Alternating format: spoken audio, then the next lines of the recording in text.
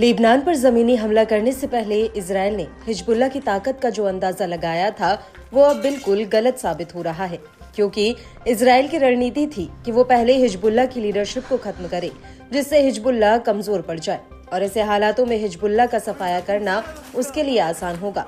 और हुआ भी कुछ ऐसा ही। नसरल्लाह के खात्मे के बाद आईडीएफ लेबनान में घुस गई और शुरुआती दिनों में आईडीएफ ने हिजबुल्लाह को झटके पर झटके भी दिए, लेकिन अब ऐसा लग रहा है कि लेबनान में बाजी पलट रही है।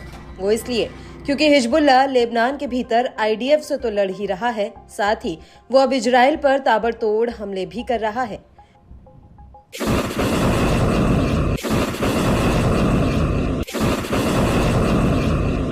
इसी कड़ी में हिजबुल्लाह ने 29 अक्टूबर 2024 को इजरायल पर कई सिलसिलेवार तरीके से हमले किए। हिजबुल्लाह ने सबसे पहले मनारा सेटलमेंट पर रॉकेटों का एक जत्था फायर किया, जिसका एक वीडियो भी सामने आया है। इस वीडियो में दिख रहा है कि हिजबुल्लाह सबसे पहले मनारा सेटलमेंट को चिन्हित करता है और इसके बाद हिजबुल्लाह के दो लड़ाके एक ड्रोन को लॉन्चर में फिट करके उसे फायर कर देते हैं, जो सीधे मनारा सेटलमेंट में गिरता है। हिजबुल्लाह के लड़ाके इसके बाद फिर से कई राउंड ड्रोन्स फायर करते हैं।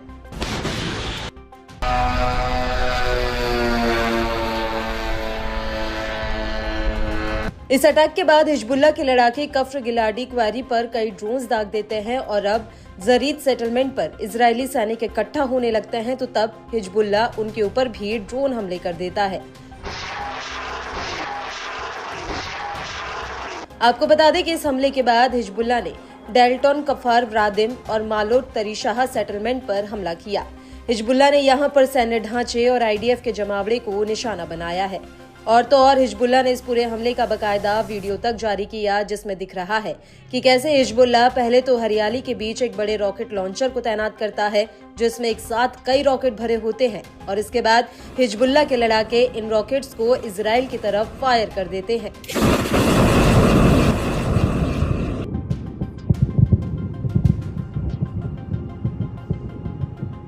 इसी वीडियो में आगे दिख रहा है कि ये रॉकेट इजरायल में आबादी वाले इलाके में जाकर गिरते हैं, जिससे कई घरों को काफी नुकसान होता है।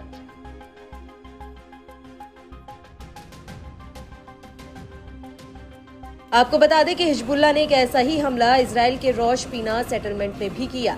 हिजबुल्लाह ने यहां पर रात के अंधेरे में कई दर्जन रॉकेट फायर किए, जिससे रोश पीना के कई इलाकों में आग तक लग गई।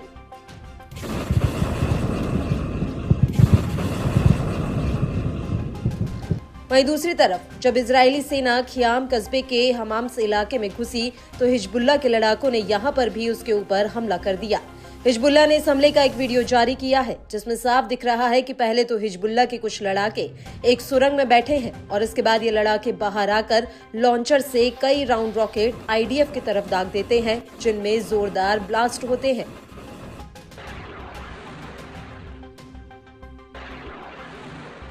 और इस हमले के बाद मर्जियोन इलाके में आईडीएफ को एक बहुत बड़ा झटका लगता है।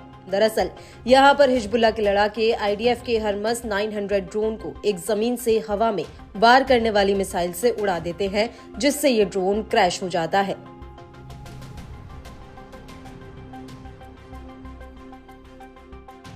इन सब के बीच इजरायल का कहना है कि हिजबुल्लाह के रॉकेट हमलों में मालो तरशीहा में एक व्यक्ति की जान चली गई।